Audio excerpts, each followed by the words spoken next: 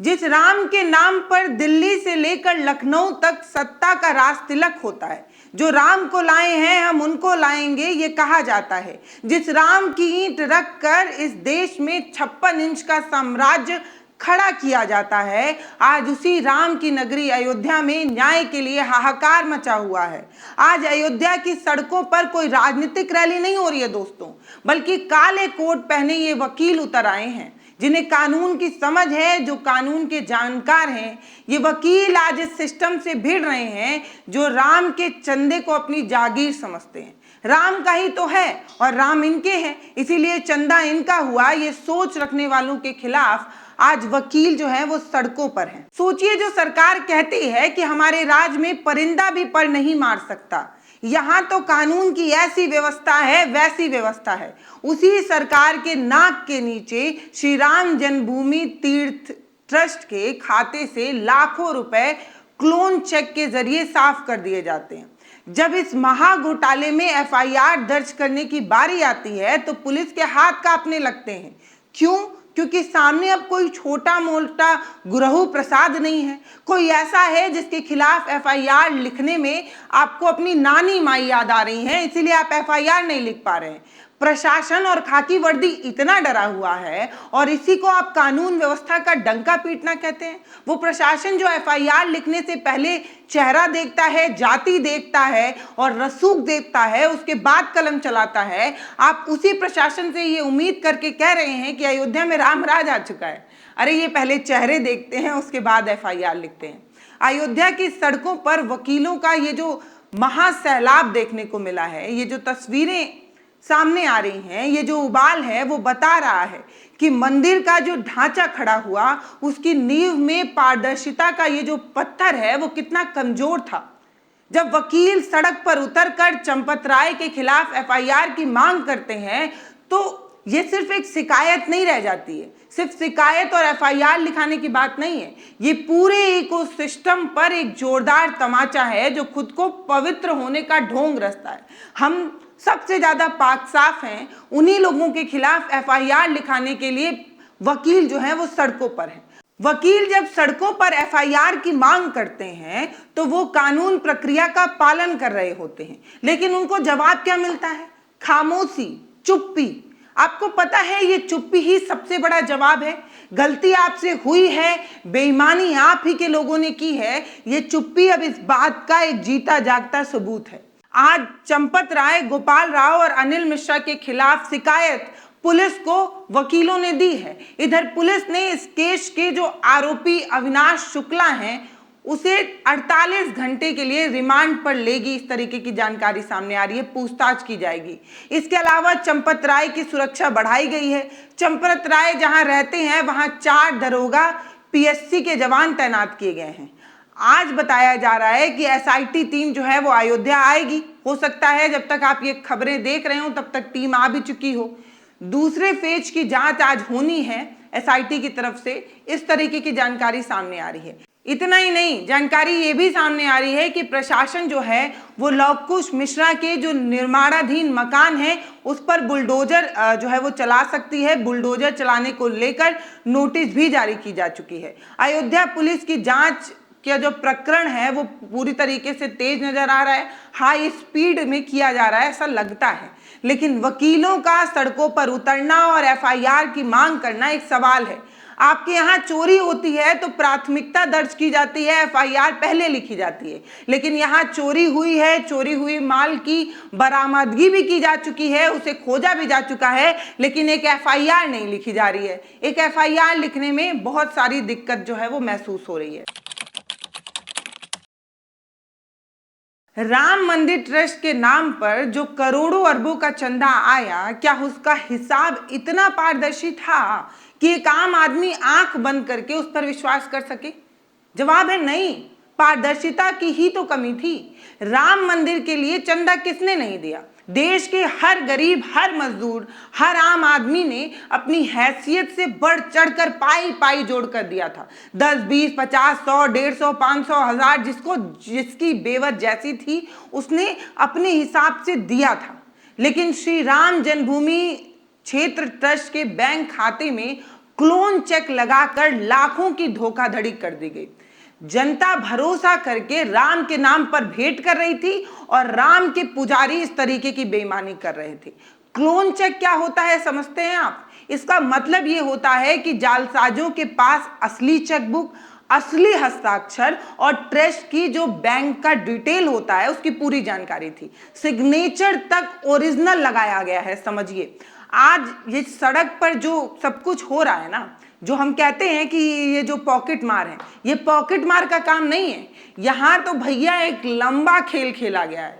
इस मामले में बकायदा एसआईटी यानी कि स्पेशल इन्वेस्टिगेशन टीम का गठन किया गया है।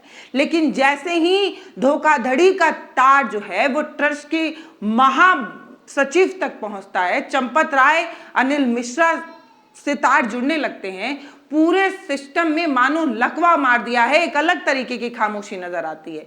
वकीलों का ये विद्रोह जो आप देख रहे हैं वो दर्शाता है कि भीतर कुछ ऐसा है जो कानून के जानकारों को रास नहीं आ रहा है।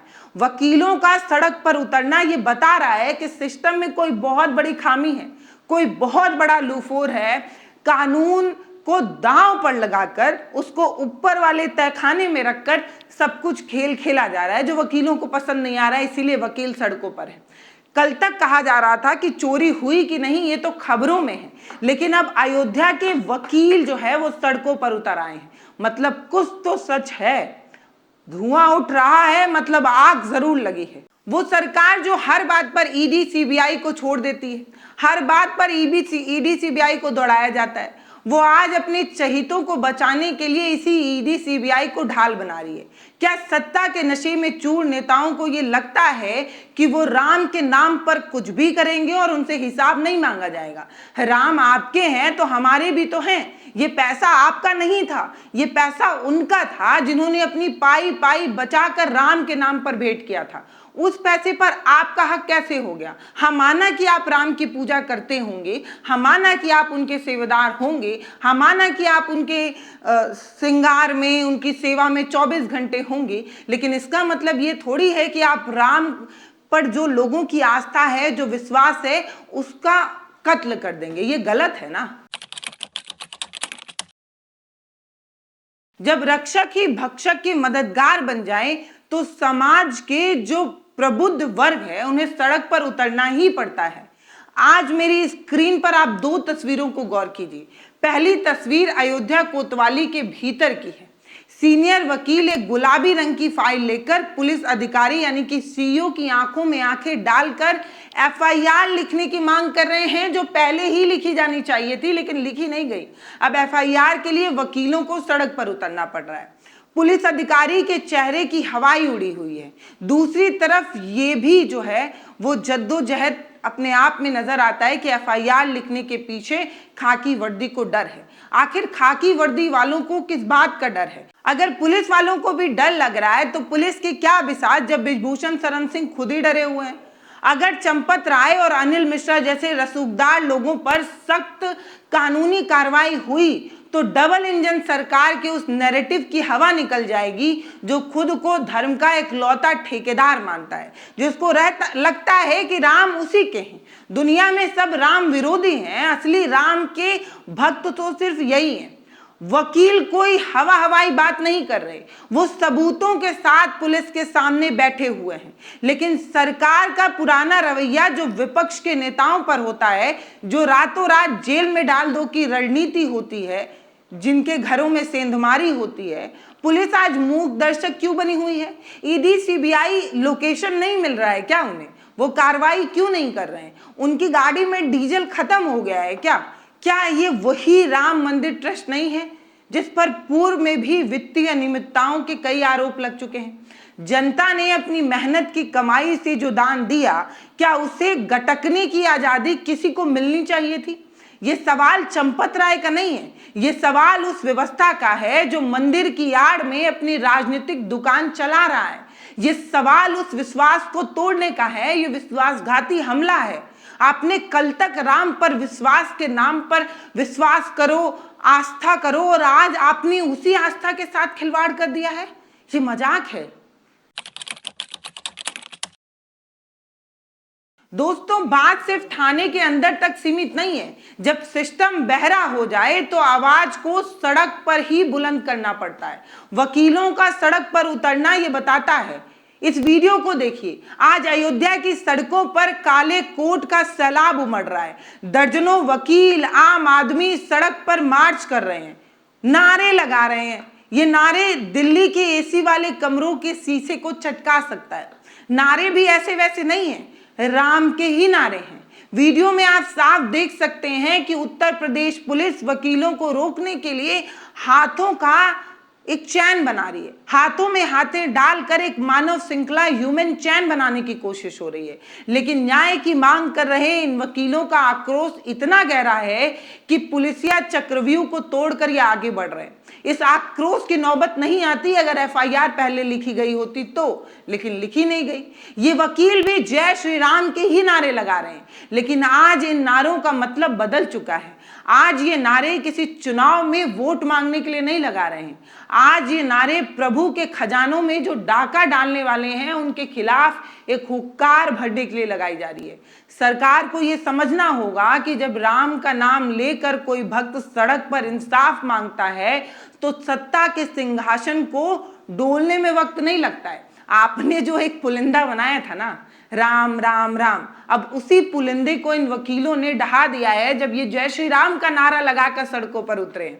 आप राम विरोधी कहते हैं ना, ये अयोध्यावासी वकील है जो जय श्री राम का नारा लगाकर आपका जो पुलिंदा है उसे ढहा रहे हैं, आपके सच को सामने ला रहे हैं। अब इन्हें कौन सा देश विरोधी कहेंगे या इन्हें आप कैसे खालिस्तानी, आतंकवादी या क्या नाम देंगे, ये देखना दिलचस्प होगा।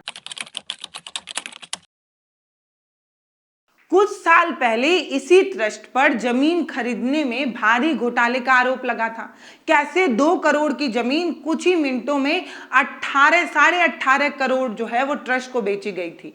तब भी चंपत राय और अनिल मिश्रा जैसे नाम सामने आए थे, तब भी सरकार ने लीपापोती की थी। आज जब ट्रस्ट के खाते से सीधे क्लोन चेक के जरिए पैसे उड़ाए जा रहे हैं, तब भी किरदार वही हैं और आज भी सिस्टम लीपापोती करने में ही लगा हुआ है। सरकार आज भी इन्हें बचा रही है। ये कोई संयोग नहीं है, ये पूरा प्रयोग है। एक गलती के बाद दूसरे गलती का मौका दिया गया है।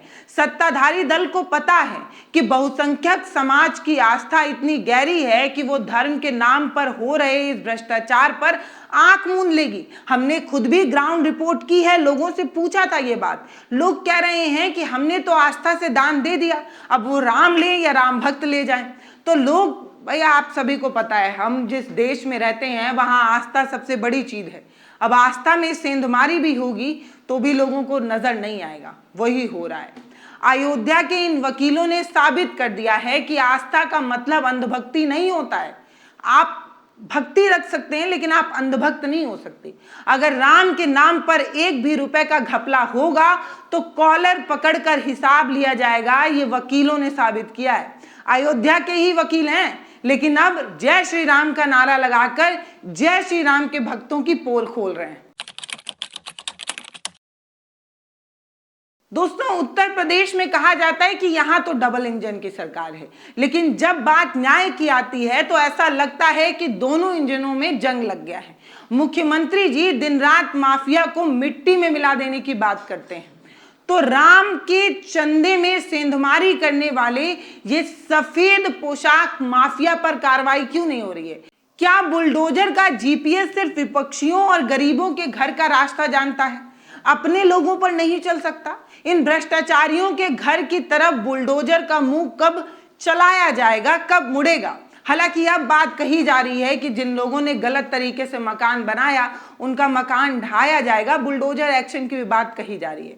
असलियत ये है कि मोदी और योगी की सरकार के पास इवेंट मैनेजमेंट की पूरी मास्टरी है। हर चीज में एक अलग तरीके का माहौल तैयार करने में ये धुरंधर है, लेकिन क्राइसिस मैनेजमेंट और ट्रांसपेरेंसी का ये जो नाम है ना, वो इस पूरे सिस्टम में डिब्बा गोल वाले कंडीशन में है।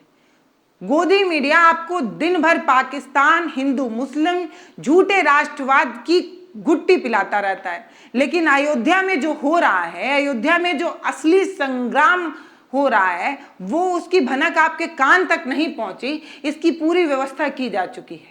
सरकार का रवैया स्पष्ट है, जो हमारे साथ है उसके तो 7 खून माफ हैं, वो पूरी तरीके से पवित्र है, शुद्ध है।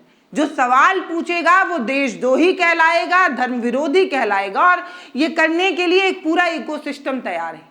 लेकिन अयोध्या के वकीलों ने जो एफआईआर की मांग को लेकर एक बगावत छेड़ दी है, उसने इस पूरे पाखंडी राष्ट्रवाद की कलई खोल दी है। दोस्तों, कलई आप समझिए, ये जो आप देख रहे हैं ये दुर्लभ तस्वीर है। अयोध्या में अब जय श्री राम का नारा लगाकर राम भक्त जो अपने आप को कह रहे हैं, उन्हीं की सच्चाई वकील खोल रहे हैं। दोस्तों, ये सिर्फ कुछ लाख रुपए या चंदा चोरी की बात नहीं है, ये क्लोन चेक का मामला नहीं है, ये मामला है नीयत का, ये मामला है उस विश्वास के टूटने का जो देश के करोड़ों लोगों ने इस सिस्टम पर जताया था।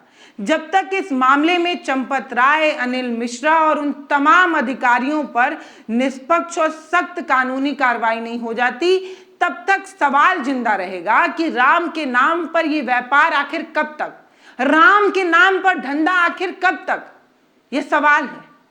आपसे मेरी एक गुजारिश है, आप अपनी आंखें और कानों को खुला रखिए। गोदी मीडिया के एंकर चीख पुकार से बार बार जमीनी मुद्दों को गायब कर देते हैं, लेकिन आज अगर आप खामोश रह गए तो ये सिस्टम आपकी बची कुची आवाज को भी निगल जाएगा। अगर आज नहीं बोले तो कल मौका भी नहीं दिया जाएगा। इस वीडियो को हो सके तो ज्यादा शेयर करिए ताकि अयोध्या की सड़कों से उठी ये आवाज दिल्ली के सत्ता के गलियारों तक पहुंच सके। कमेंट सेक्शन में अपनी राय लिखिएगा कि राम भक्तों ने जब राम का माल डकार लिया तो आपने क्या सोचा। धन्यवाद। राम राम।